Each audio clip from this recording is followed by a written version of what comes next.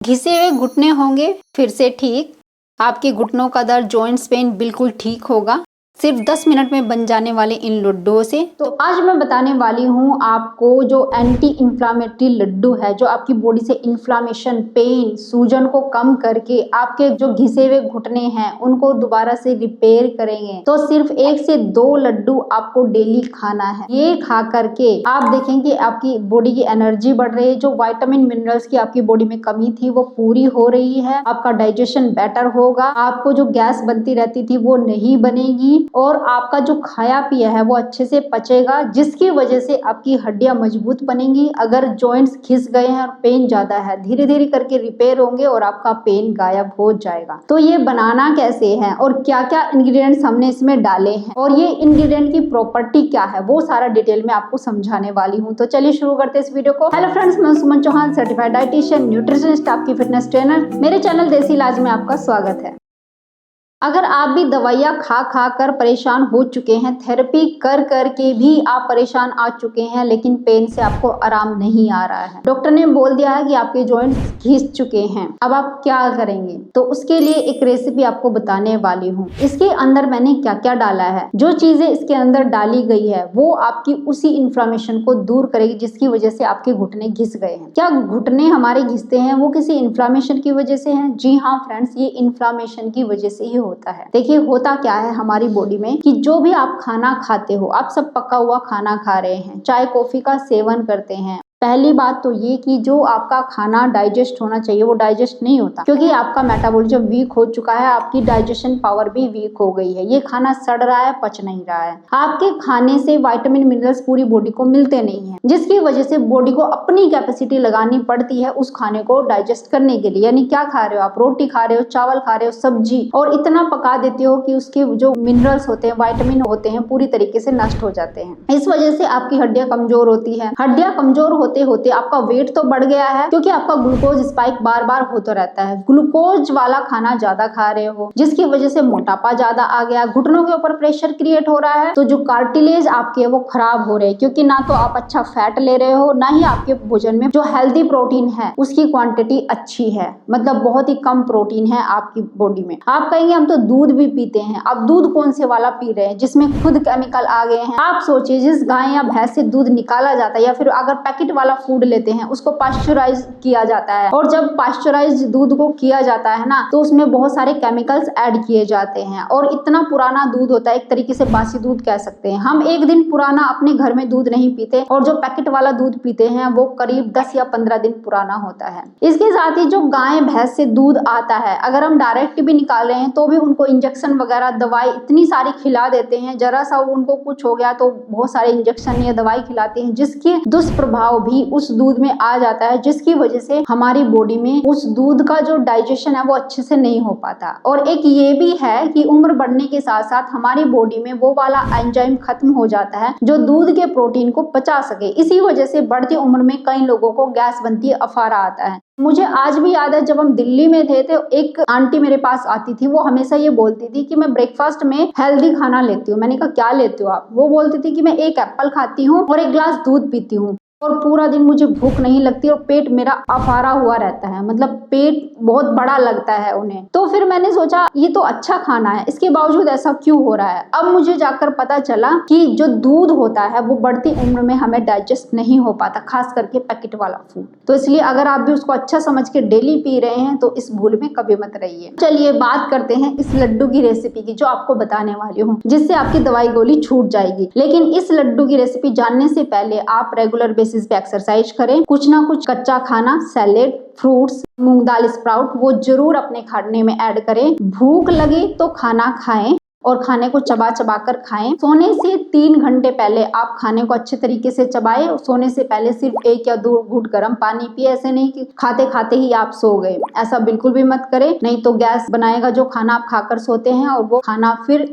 आपकी बॉडी में toxins release करता है, जिसकी वजह से आपके जॉइंट्स खराब होते हैं, आपकी पूरी बॉडी खराब होती है। अब चलिए लड्डू की रेसिपी आपको समझाने जा रही हूँ। सबसे पहले इसमें क्या इंग्रेडिएंट आपको चाहिए, बहुत तिल। सफेद तिल में फाइबर तो अच्छा होता ही होता है, गुड फैट भी होता है जो आपके बैड कोलेस्ट्रॉल को खत्म करता है या कम करता है और अच्छे कोलेस्ट्रॉल को बढ़ाने में हेल्प करता है। इसके साथ ही इसमें विटामिन मिनरल्स की मात्रा अच्छी होती है जो आपकी हड्डियों के लिए अच्छा है। इसमें calcium, potassium, magnesium, manganese, zinc, ये सारी चीजें होती है। थोड़ी मात्रा में कॉपर भी होता है, आयरन भी होता है। ये बोन हेल्थ के लिए अच्छा है, यानी आपकी बोन को रिपेयर करने का काम करते हैं। इसके अंदर विटामिन B6 भी होता है जो आपकी डाइजेशन हेल्थ को इम्प्रूव करता है। और ये एक रिसर्च में शो हो चुका है कि अगर आप सफेद तिल खाते हैं 1 से 2 चम्मच या 3 चम्मच भी खा ले, आपके डाइजेशन पावर को तो अच्छा करेगा ही करेगा। जिनको ऑस्टियोपोरोसिस की समस्या थी, यानी उनकी हड्डियां खोखली हो चुकी थी, तो उनमें बहुत अच्छा रिजल्ट दिया है, बजाय उनकी जो लोग दवाई गोली खा रहे थे। और जिन लोगों ने केवल सफेद तिल खाए तो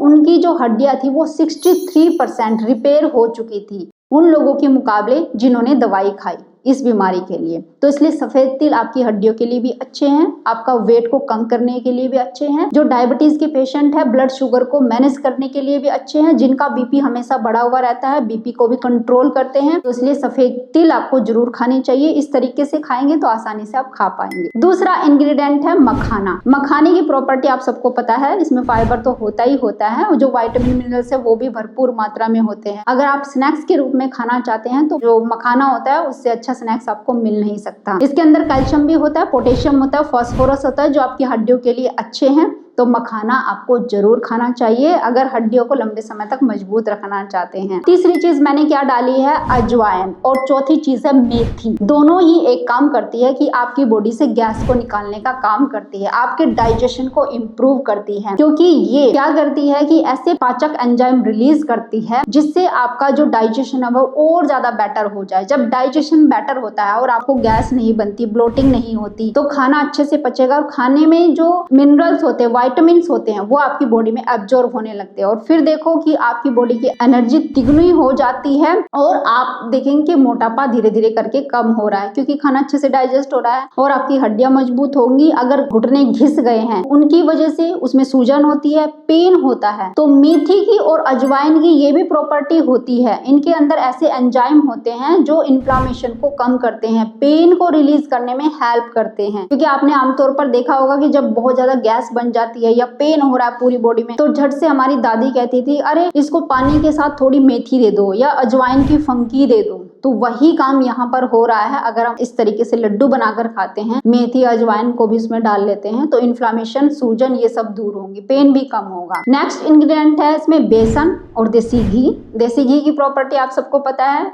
जिन लोगों के घुटने घिस जाते हैं, वेट बढ़ा हुआ, देसी घी आपको जरूर खाना चाहिए। देसी घी आपको सटाइटी बढ़ाता है, लंबे समय तक एनर्जी मेंटेन रखता है, जिससे आपको भूख नहीं लग पाती। क्योंकि अगर आप सिर्फ और सिर्फ ग्लूकोज खाते हैं, सिंपल ग्लूकोज, जैसे आपने रूखी रोटी खा ली, थोड़ी सी दाल खा ली, आलू की सब्जी खा ली, तो उससे क्या होगा, ग्लूकोज एकदम से स्पाइक, एनर्जी आपकी बॉडी में आई और एकदम से स्लो डाउन, मतलब थोड़ी देर के बाद फिर से भूख लगेगी। तो अगर ये हो रहा है तो इसकी वजह से आपकी बॉडी वीक हो रही है, यानी खाना जल्दी से आपके ब्लड में घुल जा रहा है, आपके ब्लड में ग्लूकोज ज्यादा पहुंच रहा है। अगर वो ग्लूकोज आपके ब्लड में ज्यादा रुकता है तो आपकी बॉडी में इन्फ्लामेशन क्रिएट करता है। ये ग्लूकोज आपकी बॉडी में ब्लड को घूमने नहीं देता, जिसकी वजह से ऑक्सीजन आपकी पूरी बॉडी में जा नहीं पाती और आपके सेल्स वीक होने लगते हैं। सेल्स वीक होंगे तो मसल्स वीक होंगे, मसल वीक होंगे तो पूरी बॉडी में क्रैम्प्स होगा, पेन होगा, जिसकी वजह से आपकी रिपेयरिंग का काम रुक जाता है। यानी आप घूमते फिरते हैं, काम करते हैं, तो आपकी जो कार्टिलेज होती है घुटनों की, वो रिपेयर तो नहीं हो पा रही है, विटामिन मिनरल्स उसको मिल ही नहीं रहे हैं,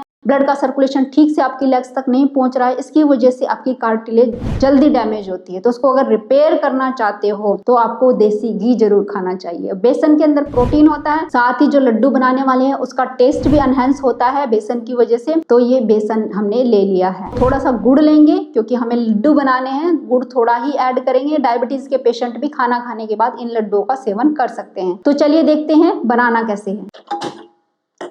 तो सबसे पहले हम यहाँ पर ये 30 ग्राम मखाने ले रही हूँ मैं, और इनको हम हल्का सा रोस्ट कर लेंगे ताकि अच्छे से ग्राइंड हो जाए। मीडियम आंच रखेंगे।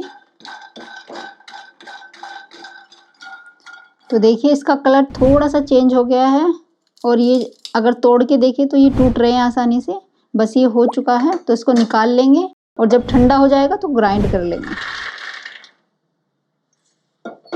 अब इसी के साथ ही मैं जो हमारे पास तिल है इनको भी हल्का सा ही रोस्ट करूंगी। और तिल मैंने 200 ग्राम लिए हैं। तिल की ज़्यादा क्वांटिटी ले रही हूँ क्योंकि तिल से जो लड्डू है ना उसका स्वाद बढ़ जाता है। तो ये देखिए इनका भी हल्का सा कलर चेंज हो गया है, यानी ये रोस्ट हो चुके हैं। इनको भी अलग निकाल लेते हैं। अब इसके बाद मैं जो अजवाइन ले रही हूँ ये मैंने 10 ग्राम के अराउंड ली है। बहुत कम ली है क्योंकि हमारे तो घुटनों में दर्द नहीं है। ये मैं आपको रेसिपी बनाने के लिए बनाकर दिखा रही हूँ, इसलिए मैंने ली है। आप चाहे तो इसकी क्वांटिटी दुगनी भी कर सकते, 20 ग्राम भी ले सकते हैं जिन लोगों के घुटने में दर्द है। और ये भी मैंने 10 से 20 ग्राम के अराउंड ही ली है। मेथी और अजवाइन को एक साथ रोस्ट कर रही हूँ। मेथी और अजवाइन के अंदर जो हमारी सूजन होती है ना, यानी इन्फ्लामेशन की वजह से होती है, तो उस इन्फ्लामेशन को कम करने की प्रॉपर्टी होती है दोनों में। या हमारी जैसे गैस बनती है, वात प्रकृति के जो लोग होते हैं उनको पेन ज़्यादा होता है, उन्हीं की बॉडी में इन्फ्लामेशन ज़्यादा होती है, तो उसको कम करने के लिए मेथी और अजवाइन दोनों ही बराबर काम करती है। और मेथी जो होती है वो बहुत ही अच्छी होती है, जैसे आपको ब्लोटिंग रहती है, खाना अच्छे से डाइजेस्ट नहीं होता या कमजोरी बहुत ज़्यादा है, तो उसके लिए मेथी बहुत ही अच्छी एक औषधि की तरह काम करती है। अजवाइन भी यही करती है कि डाइजेशन को बेटर करती है और जैसे गैस वगैरह होती है उसको शरीर से बाहर निकालने में हेल्प करती है। तो इसको हल्का सा रोस्ट करना है हमें, बिल्कुल धीमी आंच रखेंगे नहीं तो ये जल सकती है। और ये हो चुकी है, देखिए इसका कलर चेंज हो गया, बहुत ही जल्दी रोस्ट हो जाते हैं दाने। और इसको भी हम अलग बाउल में निकाल लेंगे।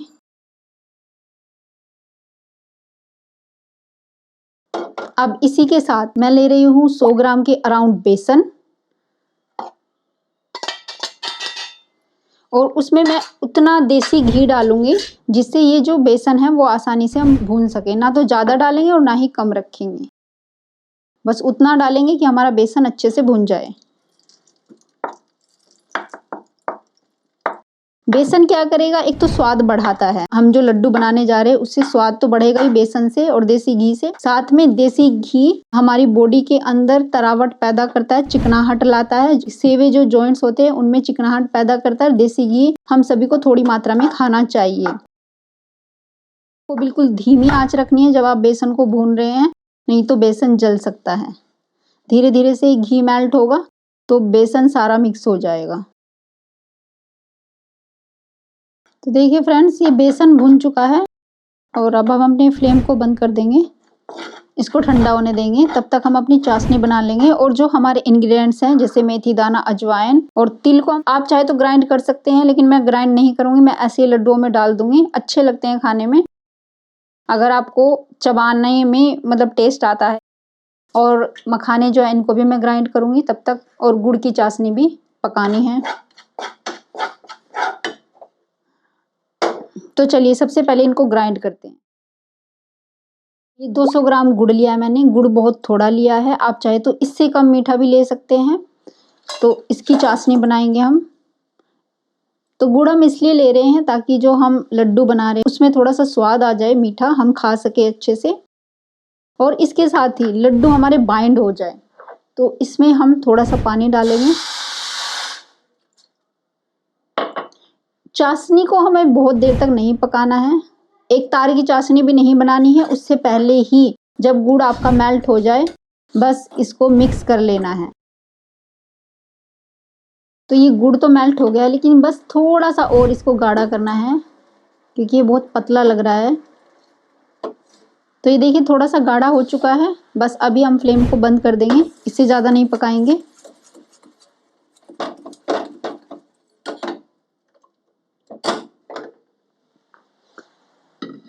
अब हम इसके अंदर जो हमारा बेसन था सारे इंग्रेडिएंट्स डाल देंगे। तिल मैं ऐसे ही डाल रही हूँ, मैंने ग्राइंड नहीं किए हैं, आप चाहे तो ग्राइंड कर सकते हैं।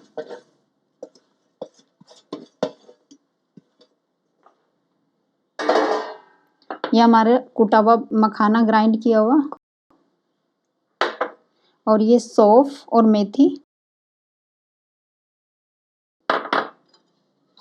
सबसे पहले इसको मिक्स कर देंगे बेसन के अंदर।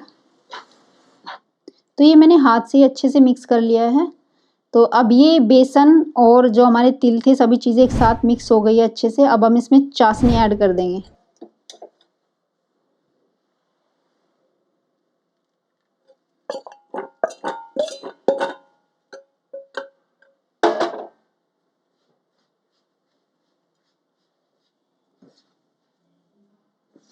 तो ये देखो फ्रेंड्स, मैंने चाशनी को बहुत ज़्यादा नहीं पकाया था, इसलिए ये सॉफ्ट है। जो हमारा ये डो बन के तैयार हुआ है ये बहुत सॉफ्ट है और इसको आसानी से, जैसे धीरे धीरे ठंडा हो रहा है तो मैं इसको मैश करती जा रही हूँ, आसानी से मैश हो पा रहा है। अगर आप चाशनी को ज़्यादा पका देंगे ना तो ये बिल्कुल ठोस हो जाएगा, ये फिर लड्डू नहीं बन पाते हैं। तो इसलिए चाशनी को बहुत ज़्यादा नहीं पकाना है। अब देखो आसानी से इसके लड्डू आप बना सकते हैं। ये ठंडा भी हो चुका है और देखो लड्डू भी आसानी से बन पा रहे हैं। छोटे बड़े जैसे भी आप बनाना चाहते हैं अपने तरीके अनुसार आप बना सकते हैं। ये देखिए और कितने अच्छे लग रहे हैं।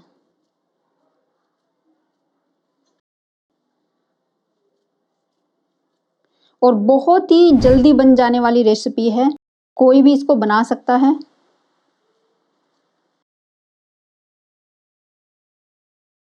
तो मैंने पहले भी एक वीडियो में बताई थी लड्डू की रेसिपी, तो बहुत सारे लोगों को बहुत ही पसंद आए और उन्होंने ऑर्डर भी कर दिया था कि मैम प्लीज़ हमारे पास भेज दीजिए बना करके। लेकिन मैं अपने घर के लिए बनाती हूँ, तो इसलिए आप खुद ही घर पर इसको बनाएं और अपने घुटने और हड्डियों को मजबूत बनाएं हमेशा के लिए।